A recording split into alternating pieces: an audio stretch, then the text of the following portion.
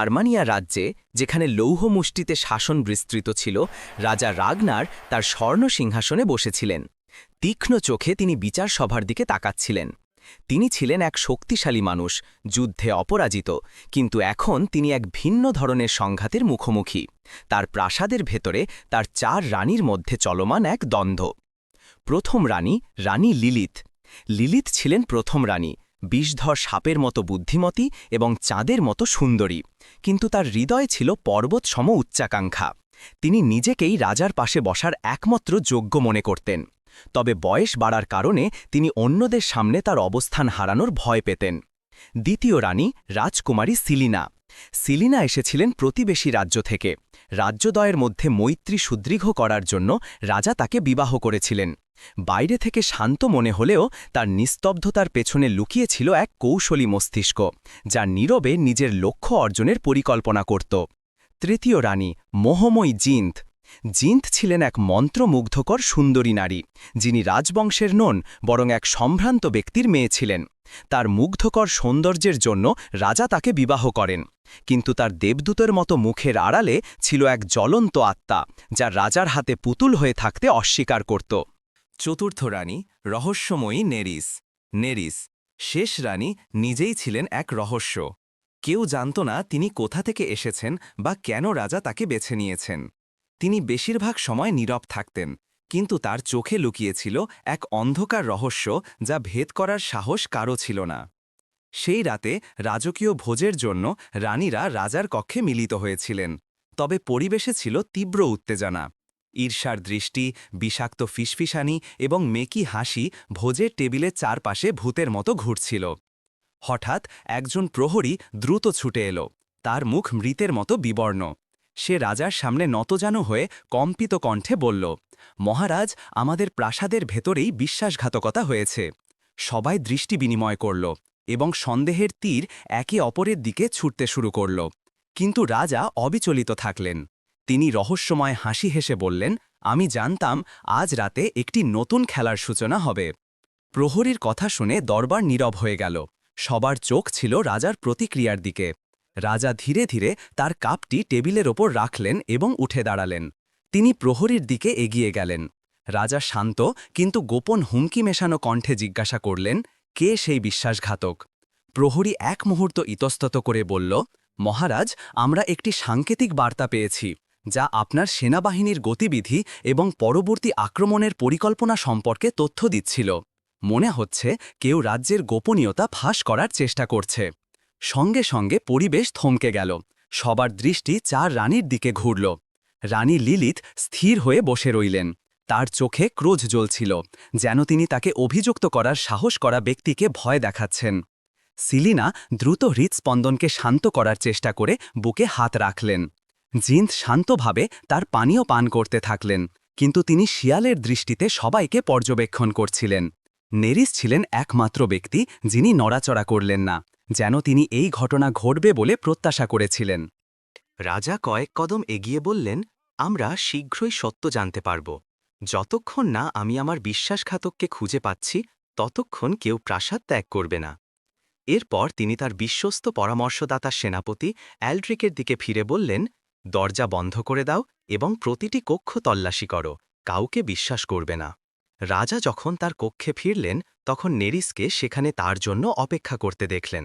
নেরিস তার রহস্যময় চোখ দিয়ে রাজার দিকে তাকিয়ে নিচু স্বরে বললেন, আপনি যদি সত্য জানতে চান, তবে এমন জায়গায় অনুসন্ধান করুন যেখানে কেউ আশা করে না। রাজা তীব্রভাবে তার দিকে এগিয়ে গিয়ে জিজ্ঞেস করলেন, তুমি কি জানো? নেরিস শীতল হাসি হেসে উত্তর দিলেন, গোপন বিষয় সবসময় অন্ধকারে চাপা থাকে না, কখনো কখনো তারা আপনার সামনেই থাকে, কিন্তু আপনি দেখতে পান না। রাজা রাগনার তার প্রাসাদের উঠানের থেকে মুখ করে দাঁড়িয়েছিলেন, সৈন্যদের আনাগোনা দেখছিলেন। তিনি জানতেন বিশ্বাসঘাতকতা বাইরে থেকে আসেনি, এসেছে প্রাসাদ থেকেই, সম্ভবত তার নিকটতম কারো কাছ থেকে। এর মধ্যে 4 রানীকেই নিজ নিজ কক্ষে কড়া পাহারায় রাখা হয়েছিল। তারা একে অপরের সাথে কথা বলার অনুমতি পাননি। রানী লিলিথ আয়নার সামনে বসে চুল আঁচড়াতে আঁচড়াতে ভাবছিলেন, তিনি বিশ্বাসঘাতক হতে পারেন না, কিন্তু অনেকেই তার পতন চায়। সিলিনা উদ্বেগে অস্থির হয়ে এদিক ওদিক হাঁটছিলেন।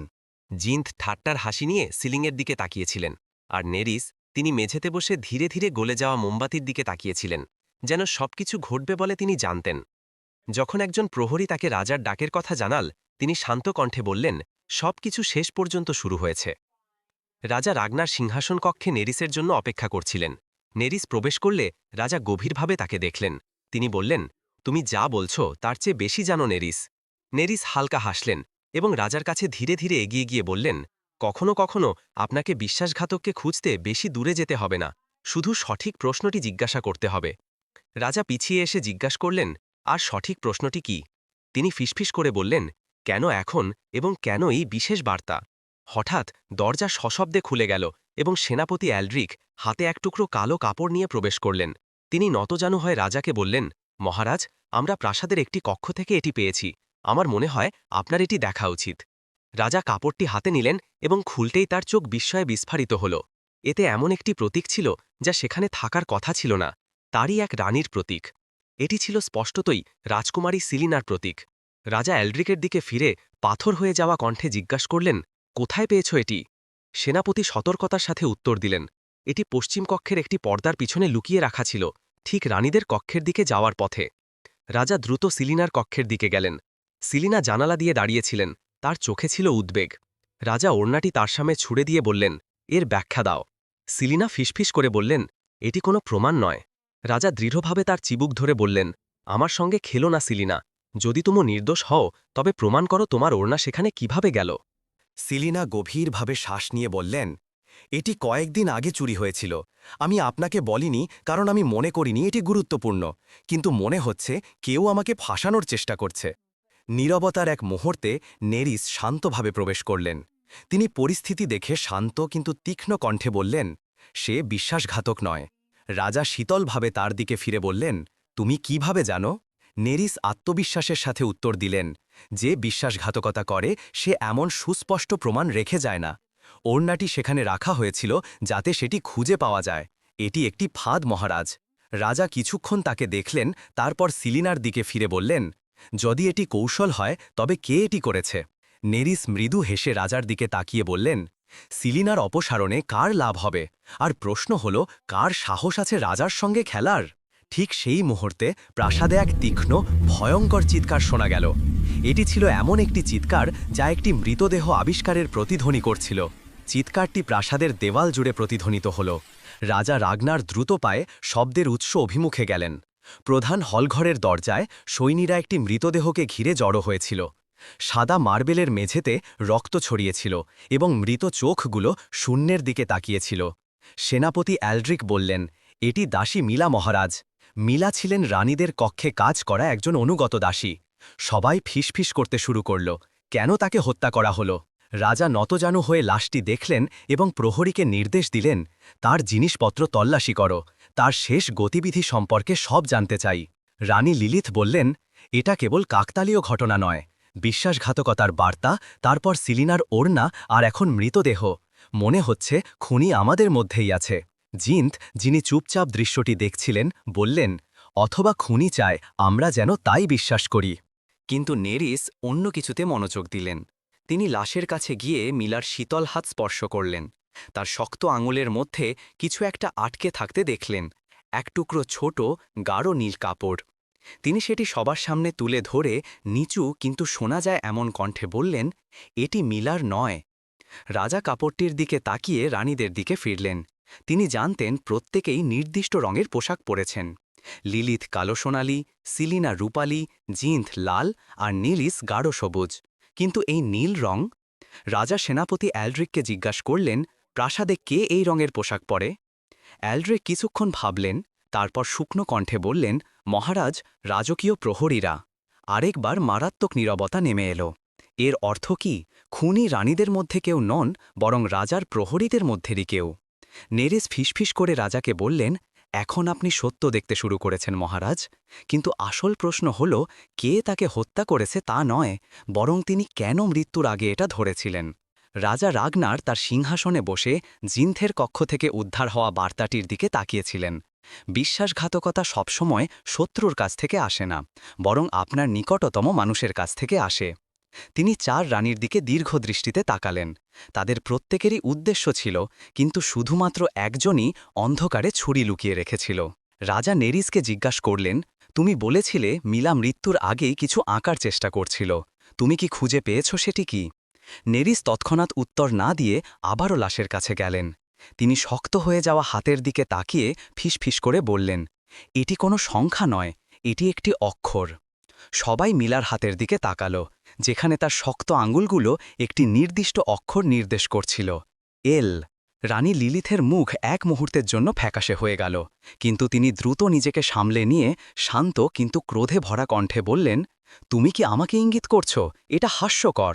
নীরবে পর্যবেক্ষণ করা সিলিনা হঠাৎ বললেন, তবে মিলা হয়তো কোনো নাম লিখছিলেন না, বরং অন্য কিছু বলার চেষ্টা করছিলেন। রাজা ভ্রু কুচকে জিজ্ঞেস করলেন, কি? নেরিস শান্তভাবে উত্তর দিলেন, হয়তো তিনি এলকে নাম হিসেবে নয়, বরং কোনো স্থানের প্রতীক হিসেবে বুঝিয়েছিলেন। Library, library. রাজের চোখ বিস্ফারিত হল। তিনি উঠে দাঁড়ালেন। তিনি অ্যালড্রিককে বললেন, প্রহরীদের একটি দল নিয়ে এক্ষুনি লাইব্রেরিতে যাও। যদি কিছু লুকানো থাকে আমরা তা খুঁজে পাব। কিছুক্ষণের মধ্যেই সবাই বিশাল লাইব্রেরি হলঘরে জড়ো হলেন। হঠাৎ এক প্রহরী চিৎকার করে উঠল, মহারাজ, আমরা কিছু পেয়েছি।